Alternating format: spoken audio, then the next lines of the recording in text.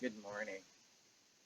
It's not quite noon yet, but it is Monday, and we're getting ready to start Monday Midday Meditation.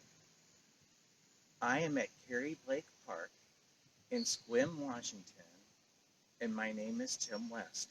I'm one of the prayer chaplains for Unity in the Olympics.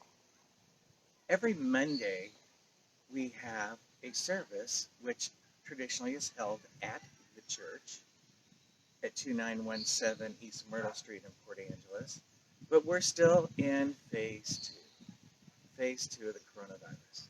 So out here in Sequim, Washington, in Clallam County, we just had the parks open up last week. So I did Monday midday meditation from what I call the Chinese gardens or the Japanese gardens on the other side of the park. This side of the park is more of where the tennis courts are, which now are filled again with everybody social distancing so that they are not in direct contact with others. But if you look behind me, the gazebos and the picnic areas are still kind of roped off, or what I call held captive, as well as the playgrounds where the kids usually swing and go down the slides or teeter-totter. Those things are still kind of held captive. So in front of me, I have a family with their kids. They're all walking 6 feet apart. And in front of me is a bridge, but also behind me is a bridge. So this is a thoroughfare. It's a thoroughfare where one part of the park connects to the other. So I kind of picked this place today because it's about connection. If you read today's daily word, it's about world peace. If you follow the news media, it's about unrest or resistance or confinement or lack of rights or feeling small. But realizing at this moment that you are probably at the most powerful position you have ever been in your entire life, because you've discovered you can inspire change. You can decide whether or not how you respond to change, whether you rest in the knowing or you resist to the flowing of what's happening around you. You have the power to infuse your energy into divine nature. So I don't know how many of you have realized where I am at the park. You are free to join me as others have approached and gotten about 6 feet away. But this is a place where we have the mighty pine of the Northwest. Now, what you need to know about this mighty pine is it has had branches trimmed away at the bottom, and behind it, it has a reflection pool filled with lily pads. But its roots are unearthed halfway down the bank, so you can see all the things it connects to, such as the ducks swimming in the background. All of this here is in divine connection. So when you stand back a little bit, you see how you are in retrospect of all other things. Well, one of the things that we have discovered in this active place of hope or positioning that we're in right now is that everything is connected. Everything is connected. And if you back up far enough, you become a little bitty spot, just as you were backing away from the earth. When you get to different places along the path, different things come into your focus. One of the things right now is the focus that COVID-19, or this newly strange, unpredictable phase of the flu, or whatever it may be, connects people together because we're all built of the same ingredients, divine life. We're all in a place where we can choose whether we help one another and protect one another and provide for one another the space and opportunity for their life to continue, or whether we choose to go a different way. So it's still very peaceful here. Very, very peaceful here.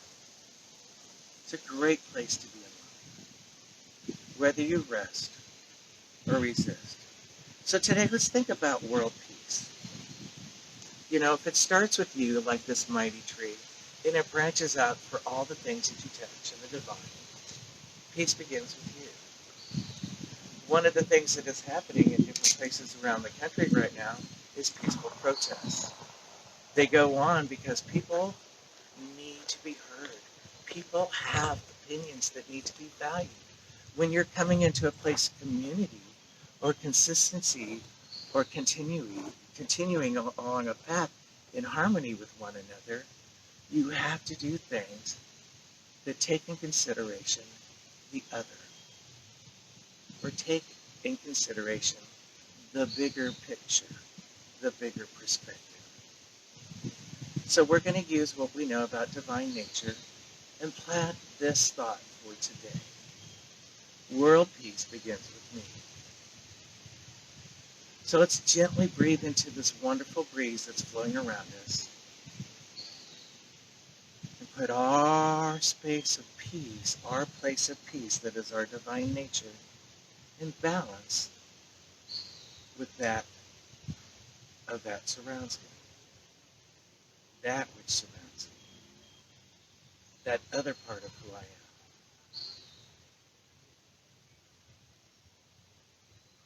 And as we do so, we see all those people that we're in connection with, and even those that we haven't met.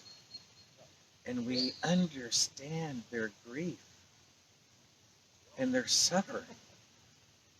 But we also understand that they know that as that came forward to us, we have the right to say, that's not right. That's not righteous. That's not what is right in us. Let's work with what is right in us. That community. That is the coming together of everyone in the process to bring this balance and harmony forward.